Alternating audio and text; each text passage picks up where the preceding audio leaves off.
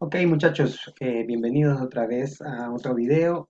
Vamos ahora a continuar, ¿verdad? Con todos estos temas que hemos estado viendo después de esta pausa que tuvimos que hacer de forma casi obligada, ¿verdad? Ante la situación que estamos viviendo, pero bueno, vamos a tratar de seguir con el proceso. El tema que corresponde el día de hoy desarrollar, ¿verdad? Es el de la página 112, ¿verdad? Que tenemos en su libro que se llama Obreros, Sindicatos y Luchas Sociales, ¿verdad? Entonces, básicamente este tema está relacionado con el proceso que estuvimos viendo en la clase anterior, en los videos anteriores en clase, ¿verdad? Sobre lo que es la industrialización, ¿verdad?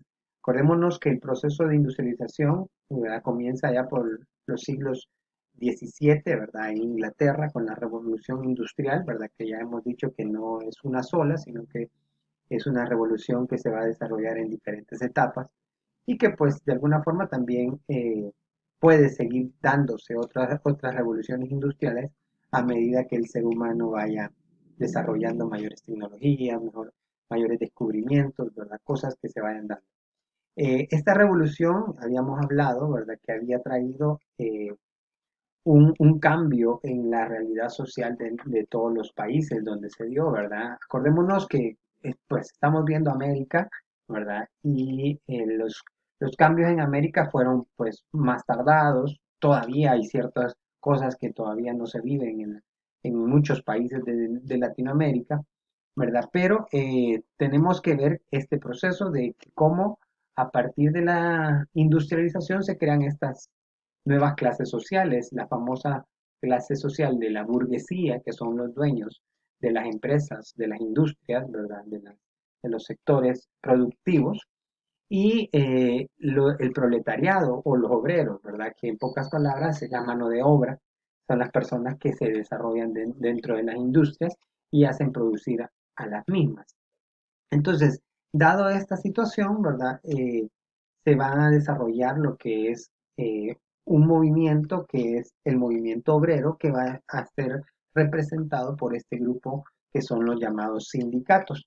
Tenemos que entender qué es un sindicato. En pocas palabras, un sindicato es un grupo de trabajadores que se organizan, ¿verdad?, para defender sus propios derechos. Muchas veces estos sindicatos son los que de alguna forma se involucran, ¿verdad?, en lo que es el desarrollo de las relaciones con los patronos, ¿verdad?, para solventar problemas que se den entre los obreros y los patronos. Entonces, comencemos con el desarrollo del tema. Vamos a ver, primero, ¿verdad? El movimiento obrero dice que es un movimiento político en el que los trabajadores asalariados se asocian temporal o permanentemente con fines profesionales o también políticos. Entonces aquí ya está aplicando una diferencia con lo que es el sindicato. El sindicato, ¿verdad? Eh, Tal vez no es un movimiento que busque acceder al poder político.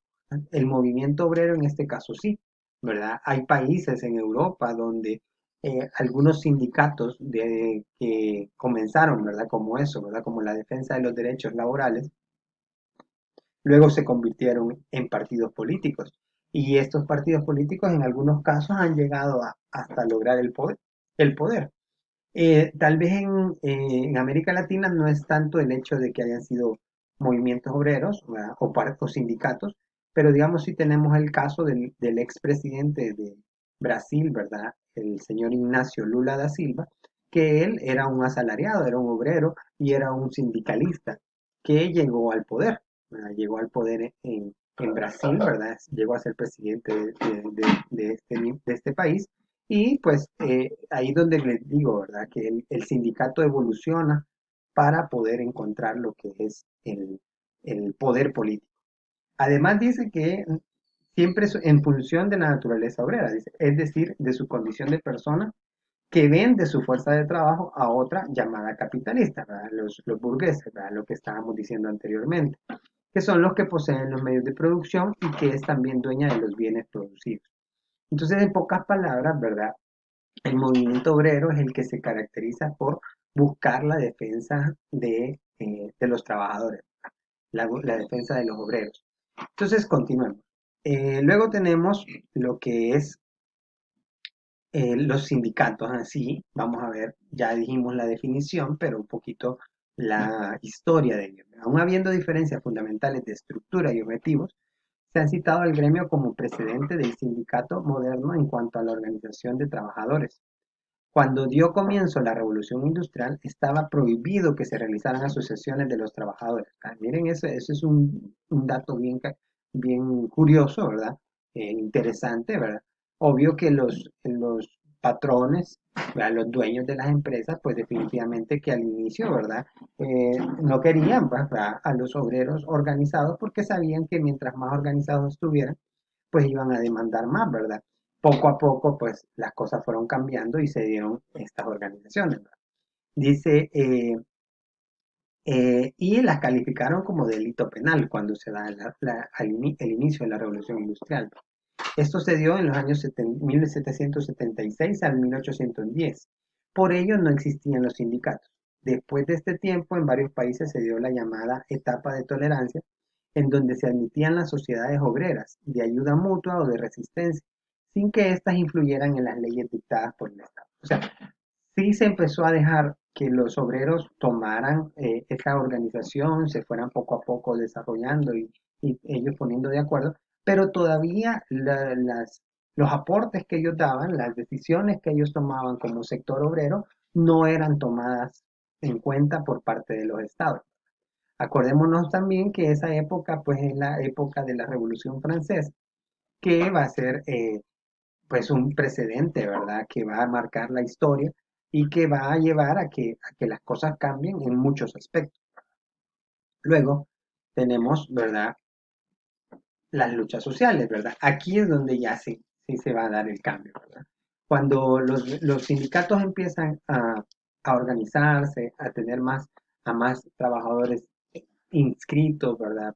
Siendo parte de ellos, pero que se dan cuenta que de nada sirve estar organizados si en realidad no se les toma en cuenta, ¿verdad?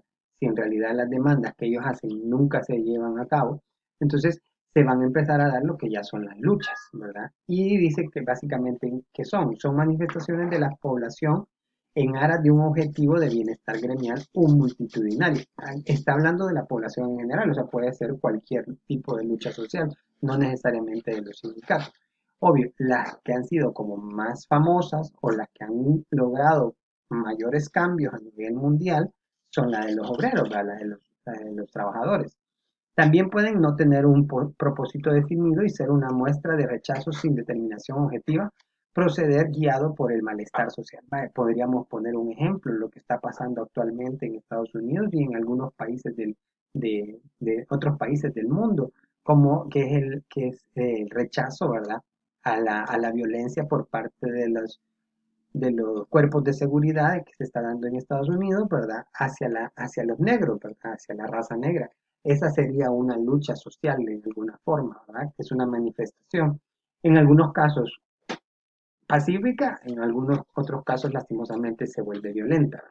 Dice, las luchas sociales son parte misma de la historia del hombre. Las luchas sociales de cada tiempo dan cuenta de manera fiel de las transformaciones sociales que cada periodo histórico. Por eso mismo, la historia oficial tiende a obviar muchos de esos procesos, quedando estos en lo que Walter Benjamin llamaba las ruinas de la historia. O sea, que a veces, pues, como no conviene hablar de estas luchas, ¿verdad? De estos procesos, estos quedan ahí, ¿verdad? En la ruina, quedan olvidados, quedan eh, perdidos. Entonces, pero definitivamente que es importante tomarlos en cuenta porque son los que en algún momento han llevado a grandes cambios, ¿verdad?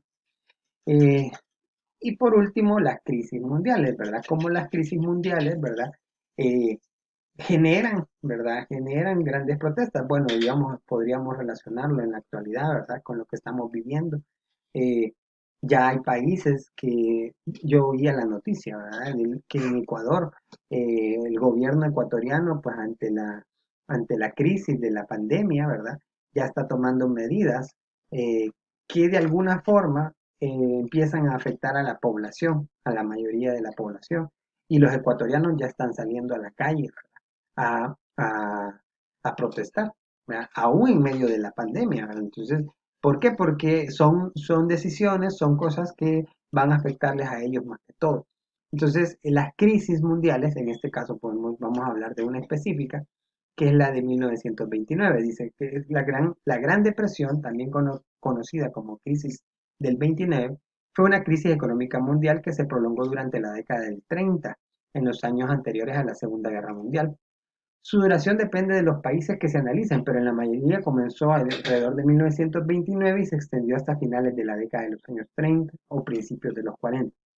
Fue, una, fue la depresión más larga en el tiempo, de mayor profundidad y la que afectó a más países en el siglo XX.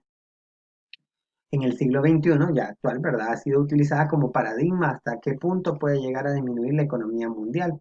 La gran llamada depresión se originó en los Estados Unidos a partir de la caída de la bolsa del 29 de octubre de 1929, conocido como Martes Negro, aunque 5 días antes, el 24 de octubre, ya se había producido el Jueves Negro.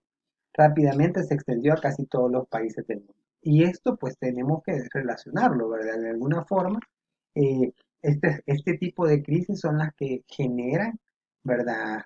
Grandes movimientos obreros, grandes movimientos sociales, grandes luchas sociales.